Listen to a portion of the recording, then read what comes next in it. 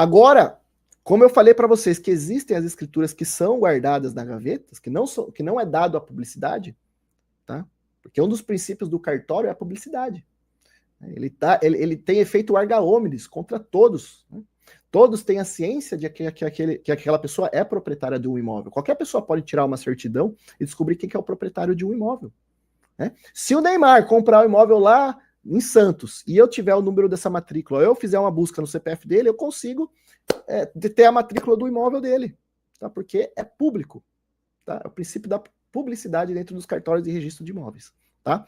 E se não for levado para registrar algum documento que serve para transferir, ele vai ter efeito de contrato de gaveta. Tá? E falando em contrato de gaveta, eu, Charles Dunes, tenho a minha classificação de contratos de gavetas.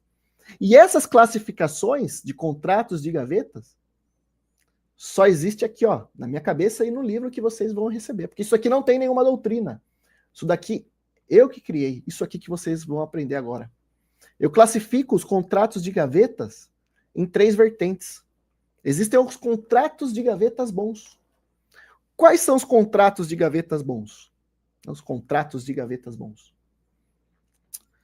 Como eu falei, a escritura é um documento que serve para registrar. Só que se não for levado para registro, ela vai ter um efeito ali de contrato de gaveta. Ninguém vai saber dessa negociação. Se o juiz procurar, não sabe que você comprou, então está na gaveta. Quem que sabe dessa negociação? Você é a gaveta.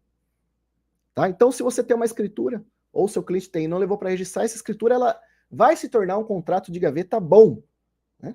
Por que bom? Porque se você pega essa escritura e leva para registrar, ela deixou de ser um contrato de gaveta, né? Ela volta a ser a sua escritura normal, tá? Mas eu não estou falando, não foi levado para registrar, automaticamente se tornou um contrato de gaveta. Não, o efeito dela não foi dado. Não, o objetivo, o fim pelo qual foi feita essa escritura não foi alcançado. Tá? Então ela tem um efeito de contrato de gaveta. Outra coisa, imagina que eu, Charles, estou há muito tempo num imóvel lá, comprei uma chacrinha, estou há 30 anos. Entrei com a uso capião.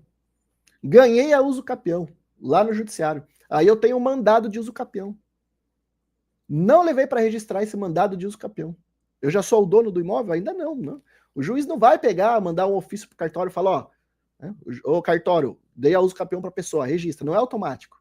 Tem que pegar esse mandado de uso capião e levar para registrar no cartório. Se você pegar esse mandado e guardar na gaveta, ninguém ainda sabe que você é o proprietário do imóvel, tá?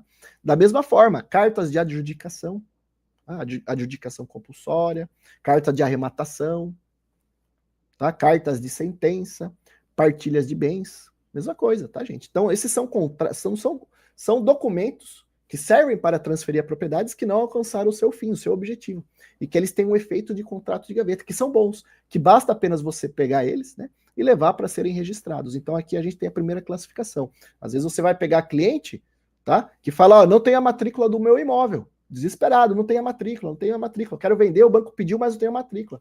Aí você pede para ele trazer todos os documentos, você acha lá no meio da documentação uma escritura, um mandado, uma carta de adjudicação, aí você fala, opa, é só levar para registrar aqui que eu consigo regularizar a situação do teu imóvel, né? Então se atentem, às vezes os clientes têm guardado com eles mesmos os documentos necessários, que eles não sabem que servem para transferir a propriedade aí, né, ter o seu imóvel regularizado, tá?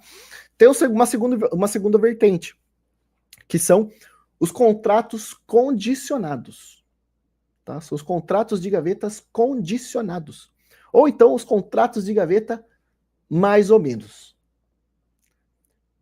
Como assim, Charles? Contratos de gavetas mais ou menos ou contratos de gavetas condicionados?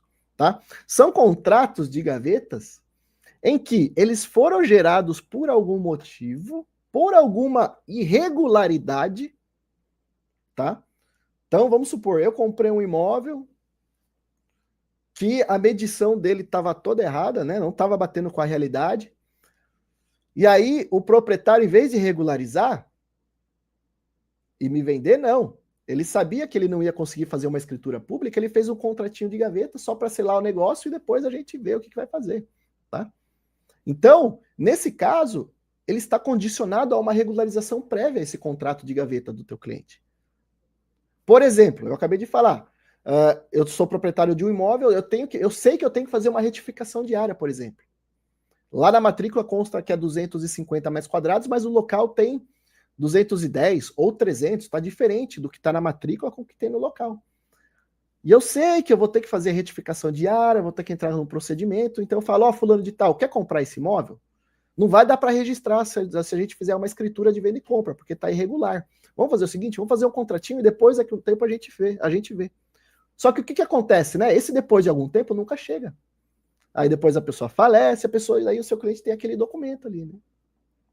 Então, esses contratos de gavetas, eles têm alguma solução, estão condicionados a alguma coisa. Por exemplo, outro exemplo, né? Eu sou proprietário de um imóvel de 250 metros quadrados. E aí eu pego o fulano conhecido meu e falo, ó, fulano, quer comprar metade do meu terreno? Eu vou vender para você 125 metros quadrados. Aí eu faço um contrato com ele. Faço um contrato com ele, um contratinho de gaveta. Às vezes ele já vai, e reconheço firma, às vezes ele já vai se achar o dono. Aí ele chega para você, que é o regularizador de imóveis, e fala, ó, meu imóvel não tem matrícula. Mas não tem, né? Não tem matrícula individualizada na metade dele. Então está condicionado ao quê? A ser feito um desmembramento, abrir o lote A, o lote B, né? Cada um com 125 metros quadrados, e aí sim fazer a venda e compra para o seu cliente. Então, existe uma condição para dar validade àquele negócio. Então, são contratos de gaveta, mais ou menos, que tem uma solução, que se você souber o passo a passo, você consegue regularizar e chegar na solução do caso. E cobrar bem, é claro, né? Então, isso é muito comum com imóveis que não foram feitos inventários, que são aqueles instrumentos de cessão de direitos hereditários particulares, né? Desmembramentos que não foram feitos, então vende metade, né? Retificações diárias que não foram realizadas também, que é o exemplo que eu dei. Então, esses são contratos que estão condicionados a alguma regularização para você conseguir dar validade, certo? E aí existem o terceiro tipo de contrato, que é aquele contrato só por Deus, né? Para regularizar isso aí é só com vela de 7 dias, né? Que são os contratos de gavetas inviáveis. Não tem jeito de regularizar. Nem que a vaca tussa neste momento. Nossa, Charles, existem situações assim que tem imóvel que não dá para regularizar? Tem imóvel que não dá para regularizar, tem imóvel que não dá para regularizar, gente. E aí acontece muito. Vamos supor que existe uma pessoa que ela é malandra, 171, estelionatário. Aí ela sabe que existe uma área da prefeitura, uma área pública, que está sendo inutilizada ali. E o que ela faz? Ela começa a cuidar daquela área, um pouco afastado ali, né? Da polícia, ninguém está observando, ela começa a cuidar daquela área, que é uma área pública, acontece muito isso, tá, gente? E aí ela coloca um stand de venda. E aí ela faz um contratinho bonito, começa a vender para o pessoal, e o pessoal começa a comprar, aí o pessoal cerca ali aquela área, né? Aí esse cara que começou a vender, vende uns 4, 5 e some do mapa. Né? Ele fala assim, não, daqui 6 meses vocês conseguem começar a construção aí, ou já vai estar pronto o desmembramento, né, a regularização, os caras conseguem ludibriar o pessoal, estelionatário. Aí o cara some do mapa. Aí depois as pessoas que compraram começam a procurar o cartório, alguma coisa, a prefeitura, para saber que pé que tá ali a regularização. Aí elas descobrem que aquela área é uma área pública. Faz 2 meses que essa pessoa comprou com um contratinho de gaveta, que não tem validade nenhuma. O imóvel público, que foi o estelionatário que falou que era proprietário. E aí, essa pessoa que comprou chega para você, como regularizador de imóveis. O que você vai fazer numa situação como essa? Não tem o que fazer, gente. A pessoa foi enganada, 171. É um imóvel que não dá para regularizar. É uma posse nova, nem se fosse uma posse antiga. Nem se tivesse 30 anos ali, uma área pública, não é uso capível. Então ela caiu num estelionato. Não dá para regularizar uma situação como essa. Tá? Beira de rodovia também, né? O Miguel falou, acontece bastante. Então existem sim contratos que não dão regularização. Cuidado com os gurus aí da internet que falam, eu consigo regularizar qualquer imóvel.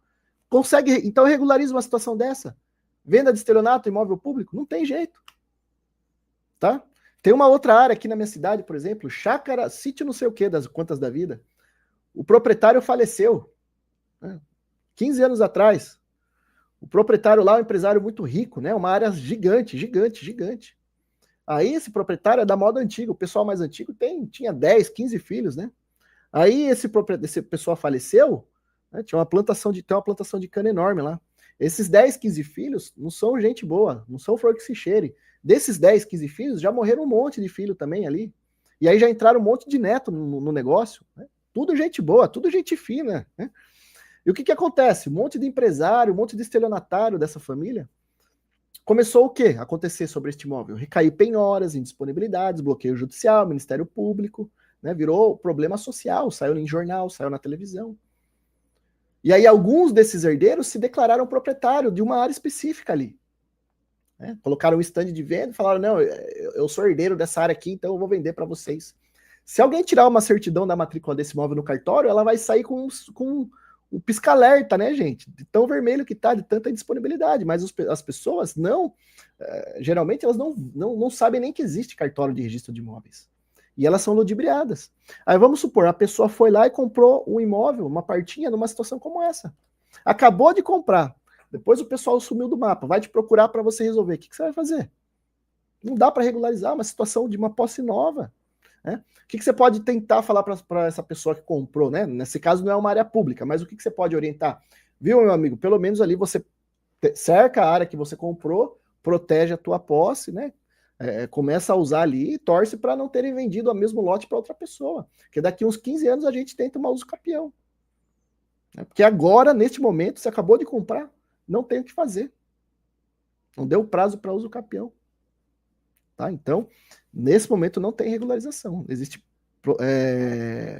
proteção ali da posse. Tá? Então, existem sim contratos inviáveis, que são em áreas públicas, áreas de bloqueios judiciais, áreas totalmente ilegais. Tá bom? Fechado essa parte de contratos de gaveta, gente?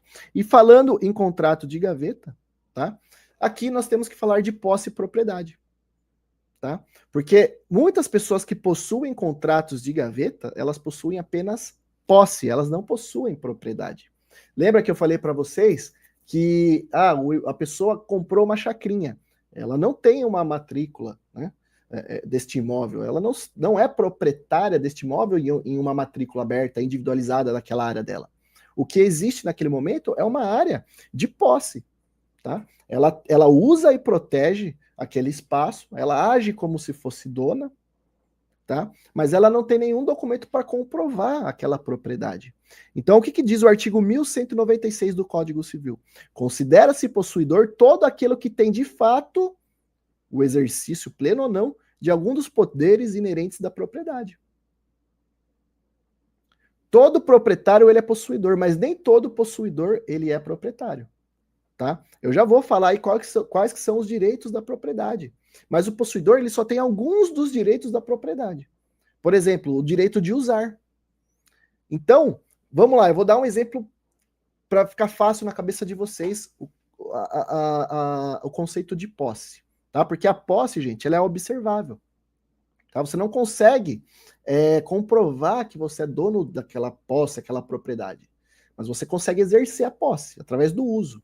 Tá? Vamos lá, vou dar um exemplo para vocês. Imagina que eu estou aqui com vocês em uma sala de aula, neste momento. E aí eu falo para vocês, viu, pessoal, eu quero que todos vocês assistam a minha aula, mas eu quero que todos vocês coloquem os celulares de vocês aqui na minha mesa. Quero que todos vocês coloquem os celulares na minha mesa. E aí todos vocês colocam os celulares na minha mesa. Neste momento em que os celulares estão na minha mesa e eu pego todos eles e coloco em uma mochila, o que eu tenho destes celulares? Eu posso dizer que eu sou o proprietário destes celulares? Desses aparelhos, né, celulares? O que vocês acham? Eu não posso dizer, gente. Eu não consigo dizer que eu sou o proprietário. O que eu tenho naquele momento em que os celulares estão comigo? Eu tenho a posse. É observável, todo mundo vê que eu estou ali de posse destes celulares. Para eu comprovar que eu sou o dono desses celulares, eu poderia apresentar o quê? Talvez uma nota fiscal, né? Talvez seria o registro, né? Mas teria algum registro da minha aquisição. Então, veja bem, com imóveis é a mesma coisa. Uma pessoa que só tem a posse, ela consegue comprovar que ela é proprietária? Não, você consegue observar que ela está usando. Tá? Então, o contrato de gaveta é muito baseado em posse, porque você não consegue registrar, não tem acesso ao registro de imóveis, a posse, tá? Exceto, tá? Existe apenas uma exceção quando nós falamos em posse que tem acesso ao registro de imóveis, ao cartório, tá? Quando é a legitimação de posse, lá no da REURB, aí sim dá para registrar aí essa posse. Mas tirando essa exceção, a posse não tem acesso ao cartório, não consegue registrar na matrícula a posse. Tá? Você consegue observar. Você pode exercer a posse sobre determinado bem, mas você não consegue registrar. Tá bom? Então, todo proprietário, ele é possuidor, porque é um dos direitos dele, a posse, né, o uso da coisa, mas nem todo o possuidor ele é proprietário, porque o possuidor não consegue comprovar. Mas nem por isso a posse não tem valor econômico. A posse ela pode ser vendida, né, por uma escritura de cessão de posse. Pode ser vendida. A posse ela pode se transformar em propriedade, né, através de uma usucapião, né, você se tornar proprietário de um imóvel pelo o tempo, né, agindo como se fosse dono, sem oposição, por determinado tempo. A posse ela vai se transformar em propriedade, é um dos requisitos da propriedade. Você consegue se tornar proprietário só pela posse. Tá bom? Vamos dar adiante aqui. Agora, gente, muita atenção no que eu vou falar. Muita atenção. Marque no caderno de vocês, porque isso tem tudo a ver com propriedade e regularização de imóveis e até o próximo tópico que é o usufruto. Tá? Vocês lembram que lá estava falando que a posse ela tem um dos atributos da propriedade, né? Um dos direitos inerentes da propriedade. Vamos lá. O que diz o artigo 1228 do Código Civil? Sobre propriedade, tá? O proprietário tem a faculdade de usar, gozar, dispor da coisa e o direito de reavê-la do poder de quem quer que injustamente possua ou detenha. Tá? O que está dizendo esse artigo de propriedade? Está dizendo o seguinte, que é proprietário aquela pessoa que tem esses 4 direitos. Usar, gozar, né? Gozar / fruir, que é a mesma coisa, tá, gente? A gente pode usar a palavra fruir em vez de gozar.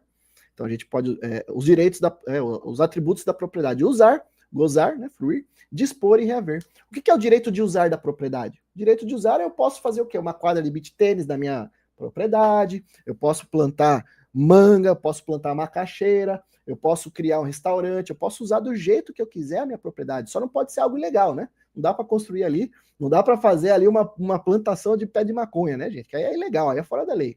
Mas dentro da lei você pode usar livremente do jeito que você quiser na sua propriedade, tá? Já gozar e fruir, tá? Gozar / fruir. Então, vamos lá. Eu plantei lá as macaxeiras lá na minha terra, no meu terreno, né? Então vai dar lá as macaxeiras e eu posso vender, né? Esses frutos que são dados no meu imóvel são meus. Os frutos deste imóvel são do proprietário. Os frutos, tá? Outro exemplo também, o aluguel. Então, construí um imóvel e estou alugando.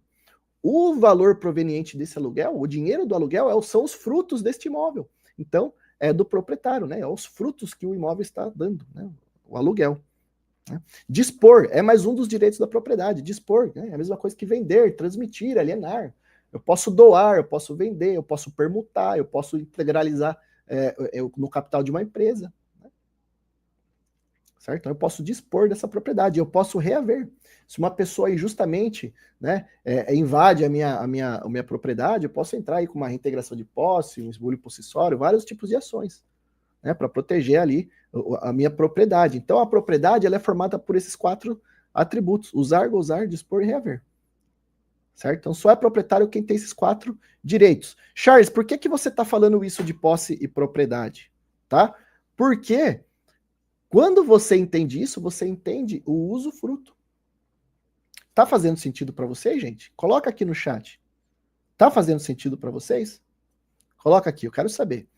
Quando eu falo dessas propriedades né, esses atributos da propriedade, eu falo de usufruto, porque quando existe a situação de usufruto, existe um rompimento desses atributos. O que acontece quando existe usufruto? Olha que legal isso aqui, gente. Olha que legal. Lá no artigo 1394, o usufrutuário tem direito à posse, uso, administração e percepção dos frutos. Tá? Isso está lá no Código Civil. O que acontece? Eu falei que existem 4 atributos da propriedade: usar, gozar, dispor e reaver. Quando existe situação de usufruto no imóvel, quebra-se os atributos da propriedade. É como se criasse uma parede no meio. Fica metade para um lado e metade para o outro. Metade para um lado e metade para o outro. O que o usufrutuário tem de direito? Então vamos lá.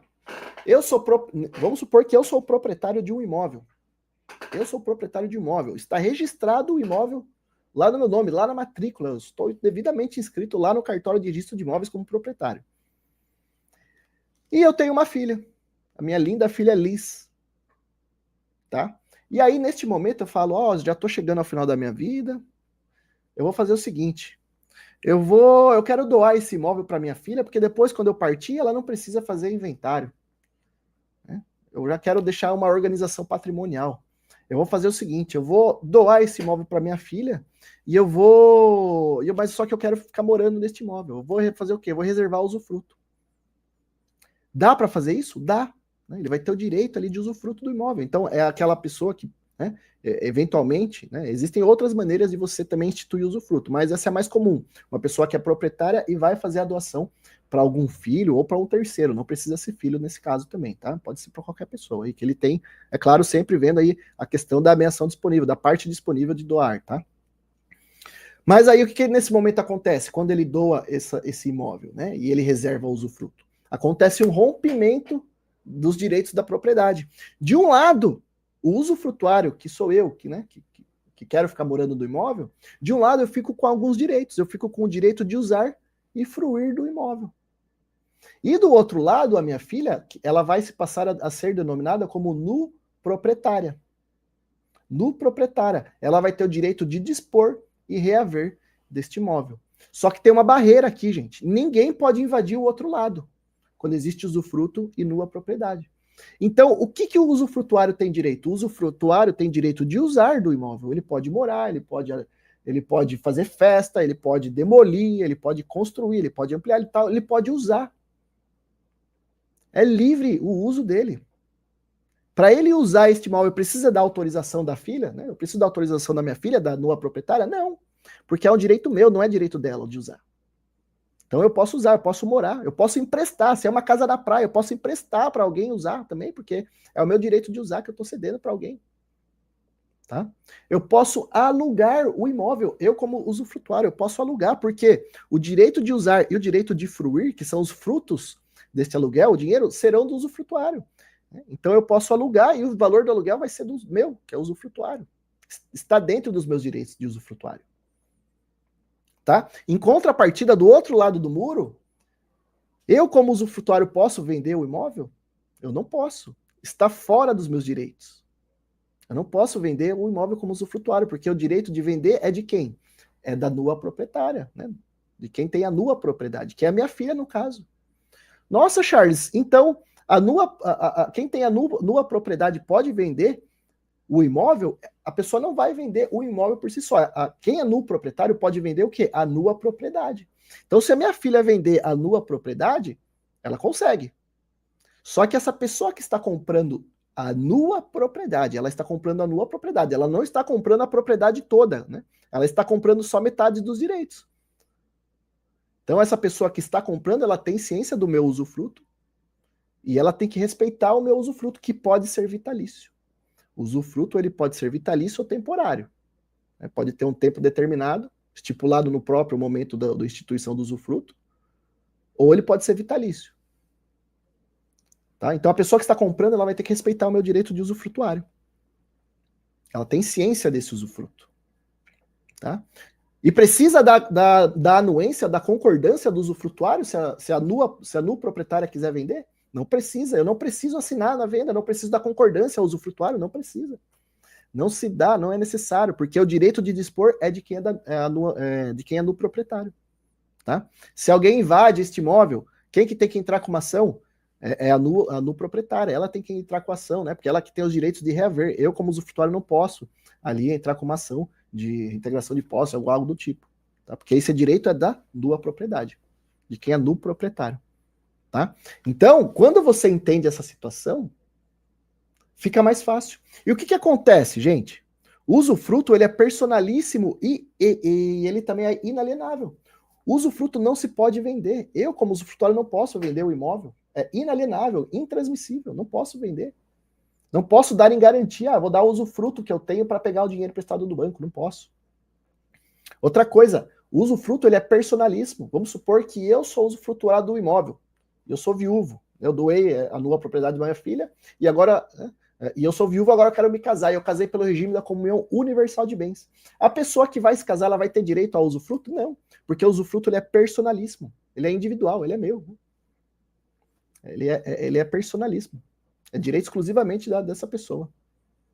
O usufruto não se transmite. Se eu usufrutuário faleço, o que acontece? Não tem que abrir inventário. E eu já vi, tá, gente? Inventário falando que vai ser partilhado o usufruto. Não existe, né? Não dá para não dá para abrir sucessão, ir para a herança ao usufruto.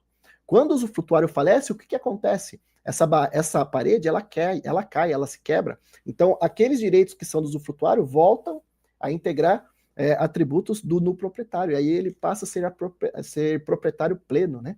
Ter a propriedade como um todo, aquele que é no proprietário. Então não dá para partilhar usufruto, não é objeto de sucessão, não dá para vender, não dá para transmitir, tá? Certo essa questão do usufruto? Ficou mais claro na cabeça de vocês, gente, o usufruto? Parece que é complicado, muita gente derrapa na questão do usufruto, mas é importantíssimo você saber de usufruto, né, para você orientar o cliente. Tá? Por que eu estou falando de usufruto, Charles? O que tem a ver com regularização de imóveis? Tem tudo a ver. Tá? Olha o que eu acabei de falar para vocês, que o usufruto se cancela com o falecimento do usufrutuário. É uma das formas de cancelar o usufruto, da extinção do usufruto. Então vamos supor que eu faleci, a minha filha, né, ela é a nua proprietária. Ela chega para você, regularizador de imóveis, e fala: ó, papai era usufrutuário e faleceu. O que eu tenho que fazer? Eu tenho que fazer a partilha de bens desse usufruto? Você, como regularizador de imóveis, fala: não, negativo.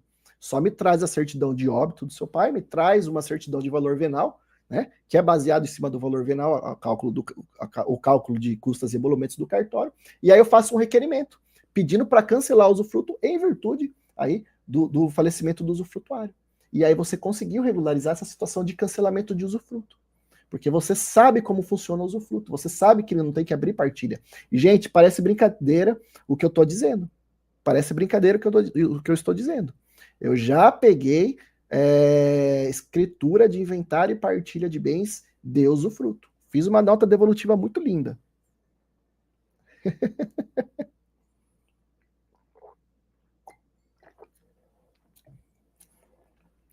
Fechou essa questão?